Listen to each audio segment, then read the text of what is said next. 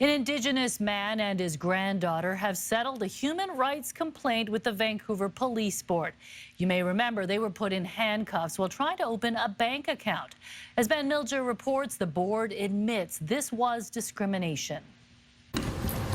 With the stroke of a pen, Maxwell Johnson closed the last outstanding human rights complaint related to his family's treatment by BMO staff and Vancouver police. It had a very big impact on our family, not only myself, my children and my grandkids.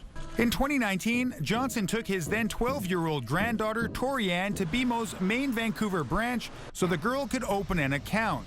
Bank staff mistakenly thought they were using fake Indian status cards as ID and discreetly called 911. When VPD officers arrived, they immediately marched Johnson and Torianne outside and placed them in handcuffs on the busy downtown sidewalk. One of the things I keep seeing is my granddaughter standing on that street crying while she's being handcuffed. I mean, all I could do is just stand there and not do nothing. Stripped of her dignity in this moment, Torianne has since found her voice. And it is powerful.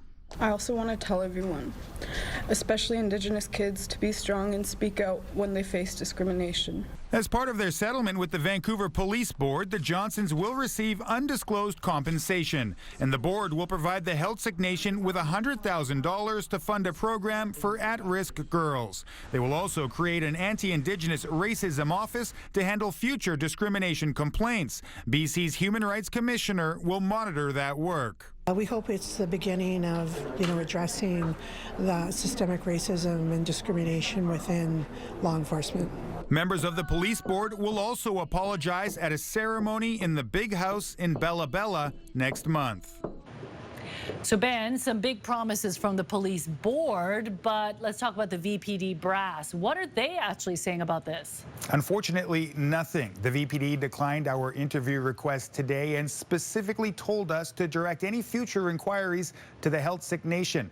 It's not clear if any actual police officers will attend the ceremony in Bella Bella, including Chief Constable Adam Palmer, who is on record saying systemic racism does not exist in policing in Canada. So if that apology comes only from civilian police board members and not VPD leadership, the question becomes, is the VPD actually committed to these changes? Mi-jung? All right, thank you, Ben.